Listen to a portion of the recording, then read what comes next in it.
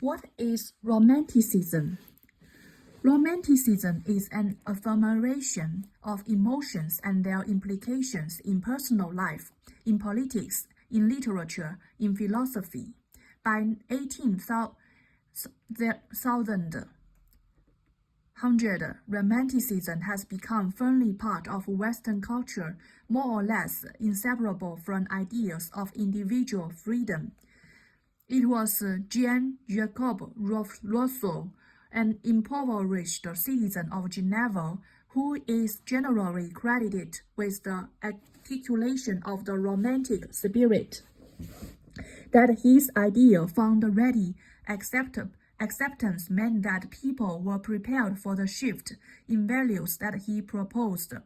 He it was who first published the idea, now considered obvious, that religious sensibility is based on how you feel rather than on authority, or on scripture, or on arguments for the existence of God.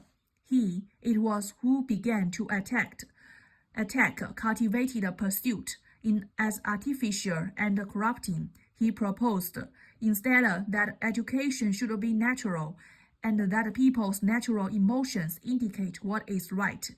They have merely to be alive to the feelings of their conscience.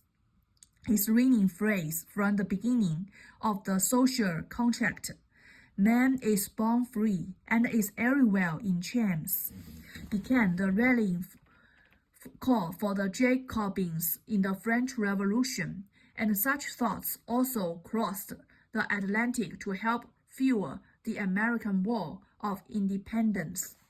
Romanticism inspired writers who can be thought of as continuing to articulate the cultural changes that were occurring. The Romantics were fascinated by the natural, wild scenery previously thought frightening and barbarous began to be valued.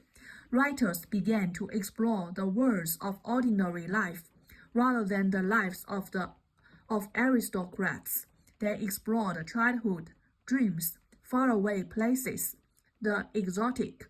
Writing itself became a way of discovering inner emotional truths, and rather than reason, it was emotion, experience, and accepted that became the idea.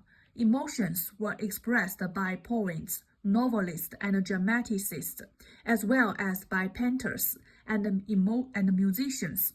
Readers, audiences, viewers, listeners too were moved.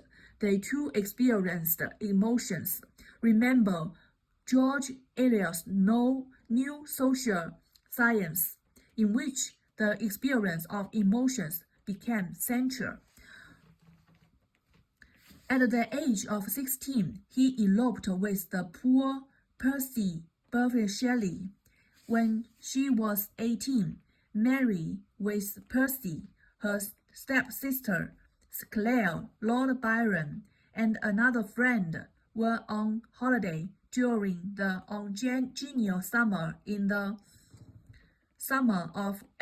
Alps. Incessant rain confined them to the house for days. They read a great deal and had long conversations on literature, philosophy, and biology. One day, Byron suggested that each should write a ghost story. Retiring to bed, Mary Shelley could not sleep, prompted by the conversation about experiments in which electricity was used to stimulate muscle movement in ideal creatures. Thus rose to her mind an image of a scientist with a powerful engine beside him, kneeling over a hideous phantasm of a man that can be put together. Her story became Frankenstein, one of the earliest English romantic novels, and one of the world's first science fiction stories. Frankenstein, every people knows that. So that is the Romanticism.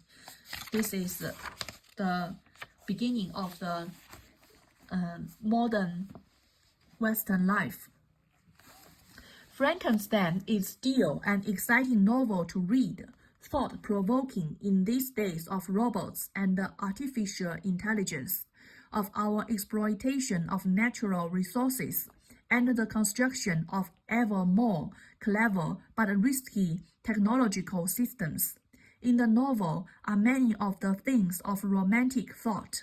Settings amid wild scenery, appeal to emotions as causes of action, the emphasis on the natural, distrust of the artificial, and the apprehension of human arrogantly overstepping their boundaries. The values of romanticism were not those of European culture before the 18th century. In Shelley's novel, we can see many of these values made explicit. They are still with us. We experience emotions as reason for much of what we do.